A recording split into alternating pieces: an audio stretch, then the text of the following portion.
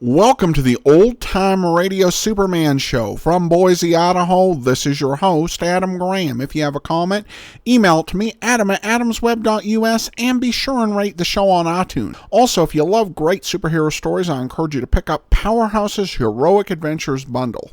It's available as an ebook or an audiobook through audible.com or the iTunes Store. Well, now it's time for today's episode of Superman. The original air date, July the 29th, 1948. And this is The Secret of the Genie, Part 1. The following is transcribed. Faster than a speeding bullet. More powerful than a locomotive. Able to leap tall buildings at a single bound. Look, up in the sky. It's a bird. It's a plane. It's Superman.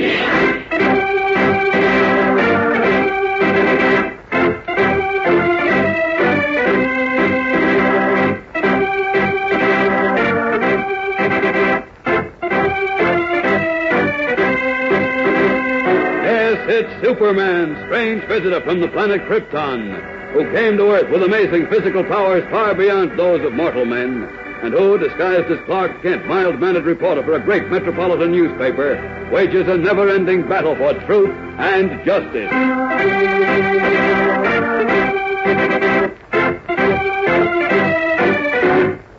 Today, with Superman out of the Daily Planet office, something so amazing happens to cub reporter Jimmy Olsen that he calls on copyboy Beanie Martin to vouch for his sanity.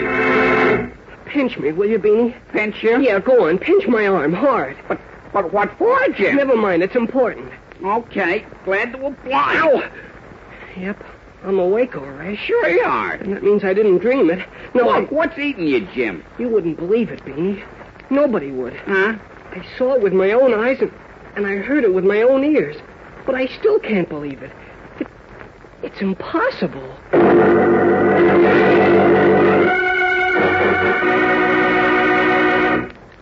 Here's a little story, gang, that's almost guaranteed to make you laugh. I know it panicked me when I first heard it. It's a story about a tea that was given in New York recently to honor a visiting Chinese scholar. The committee that arranged the party, assuming that the foreign scholar would be unable to speak English, was somewhat disturbed until one of them remembered a prominent American author who had written many articles about Chinatown. As a matter of fact, one man said, "I've heard him rattle off Chinese as if it were his mother tongue." So the author was invited to the tea. And as soon as the visiting scholar appeared, they were introduced. All the guests at the party gathered round to watch with interest as the American bowed, then rattled off everything he had learned in his contact with Chinatown residents. The Chinese listened politely. He even registered great interest in what the author was saying. When the American had finished speaking, the scholar bowed gravely. Then, in perfect English, he said, "I am grateful for your attempt to make me feel at home by speaking to me in my native tongue." Of course, everyone was astounded to hear him say that. But they were shocked and very much amused when, asked what the American author had said to him, he smiled and answered, "As nearly as I can translate his speech, it went like this. Good morning, how are you? I am well, thank you. Some babe, huh? 1, 2, 3, 4, 5, 6, 7, 8, 9, 10. Lobster Canton style, please. Thank you. Goodbye. Happy New York. Down the hatch." Well, of course, everyone had a good laugh. And no wonder, because it was funny. But it also taught a lesson, which we'll discuss a little later in this program. So keep listening.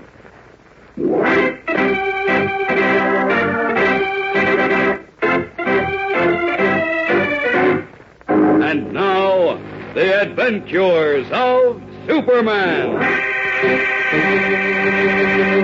For almost a full day, it has been unusually calm at the Metropolis Daily Planet. But as we shall see, it has been the calm which precedes a storm. Superman, in his guise of reporter Clark Kent, has left his office, and cub reporter Jimmy Olsen is tilted back in Kent's chair, his feet on the desk, when the door opens and Beanie Martin, the copy boy, appears. Hello, Beanie. What can I do for you, young man? Don't give me that big shot routine, Jim Olsen. And you better get your feet off Mr. Kent's desk before he comes in here and catches you. Mr. Kent back? Boy, did you get your feet down in a hurry. Oh. Afraid of getting caught in here, huh? Well, not at all. As a matter of fact, Mr. Kent asked me to wait here till he got back. He's expecting an important phone call. Now, what was it you wanted to see me about? I don't want to see you about nothing. A guy named Abdul does. Abdul? Who's he? Search me. He looks as if he's one of them Rogers or pashas or something. What? And is he a character? He's got a long curly beard and a towel wrapped around his head, and he's wearing earrings. Jeepers, what does he want to see me about? Well, I asked him, but he wouldn't tell me. He said it was personal and very important. Gee, maybe he's got a big story for me. For you? Of course. Show him in, Beanie. Okay, but listen, Jim.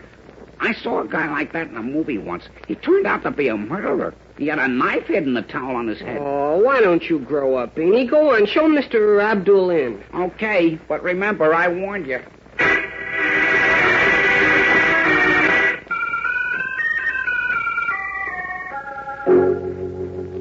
Take a chair, Mr. Abdul. Thank you, Sahib. You are James Olson, are you not? That's right. What can I do for you? I bear a message for you, Sahib, and a great gift from my master. Huh? A great gift? Yes, my master wishes me to say that he will remain forever grateful to you, even into the hereafter. And he apologizes that he has not until now been able to make a suitable display of his gratitude. He begs that you will forgive him. Look, I don't get this. Who is this master you're talking about, and what's he grateful to me for? My master, Sahib, is the great Sheikh Faisal ibn Faisal. Who? Surely you remember, Sahib, how once in the desert, far from Morocco, when my master was about to be put to death by the Nazi band of Von Blumberg, you saved his life. Oh, yeah, now I remember him.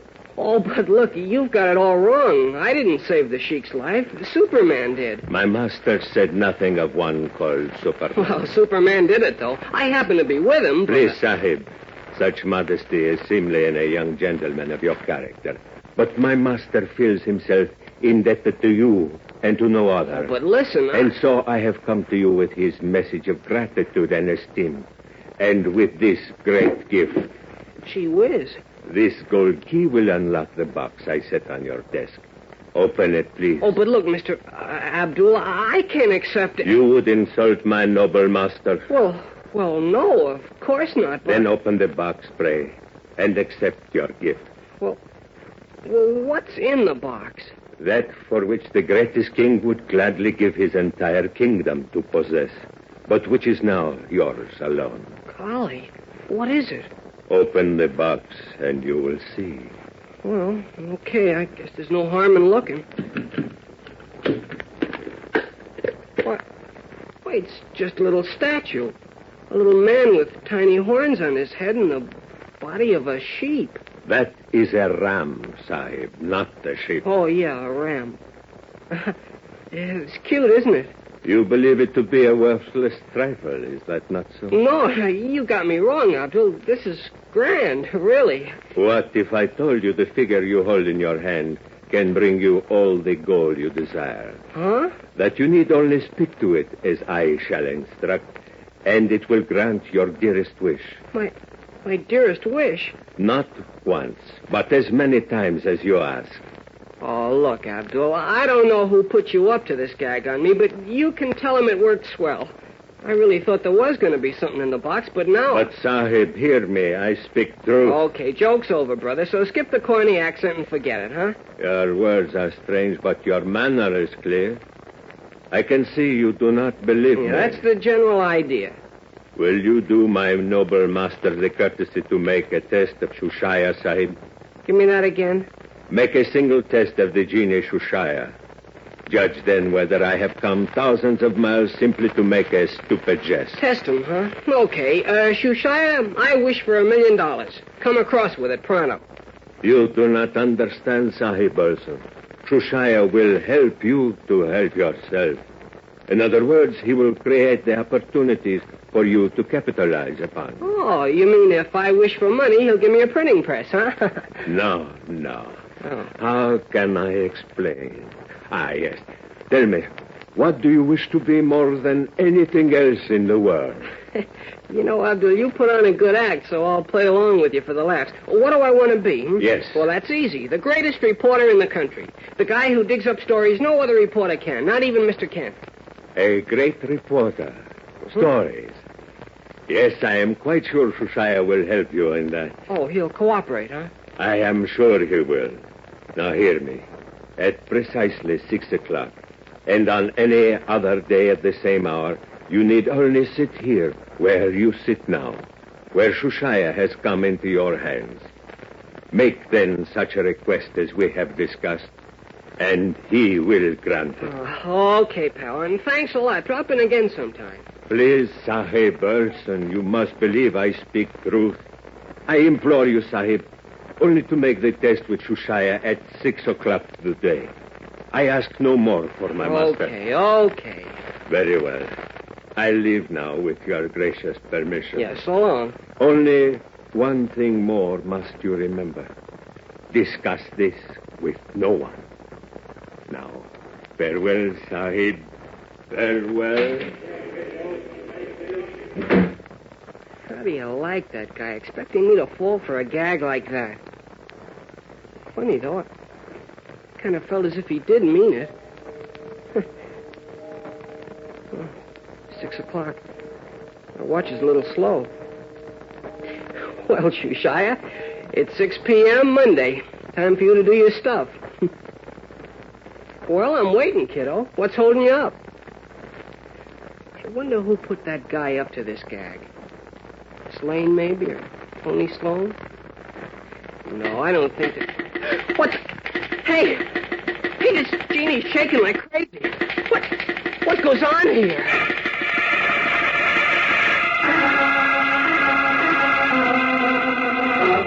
Amazed, Jimmy Olsen stares at the little figure of the Genie on Clark Kent's desk, which suddenly, as the hour of 6 struck, began shaking as if it were alive.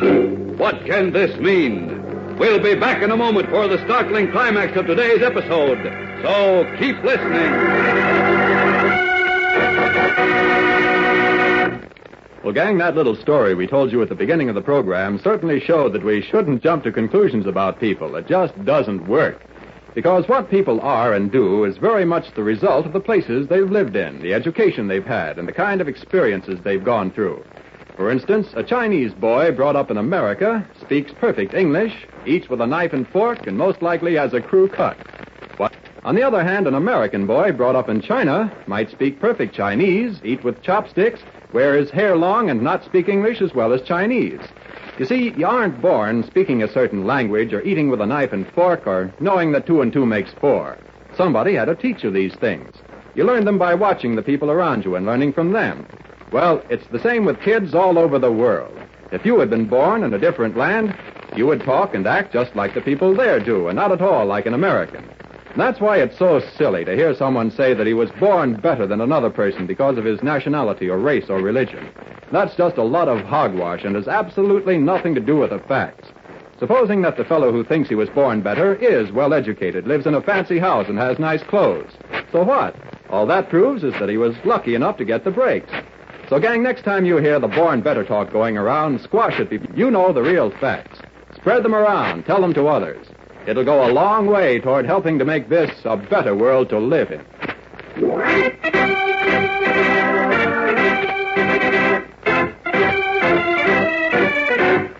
And now, back to the adventures of Superman. Alone in Clark Kent's office was the little figure of the Genie, which his strange visitor had called Shushaya. Jimmy examined it closely, but could find no trace of a mechanism which would account for its movement.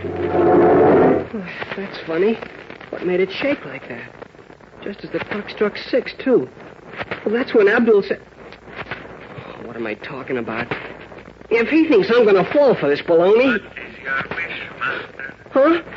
Who said that? What is your wish, Master? Jeepers. There's nobody here except me and this little Genie. Did it... Could it... State your wish, Master, and it will be granted. Even lizards. It talks. Eyes fairly popping from his head, Jimmy Olsen stares incredulously at the tiny figure of the Genie on Clark Kent's desk, which has apparently spoken to him, requesting his wish. Well, a great many things, amazing things, happen from now on, fellows and girls. So be sure to listen tomorrow and every day as Jimmy, Superman, and their friends encounter experiences such as they have never had before in The Secret of the Genie on The Adventures of Superman. Superman is a transcribed, copyrighted feature appearing in Superman DC Comics magazine and is brought to you Monday through Friday at this same time. Watch for the Superman Adventure serial, soon to be shown at your local movie theater.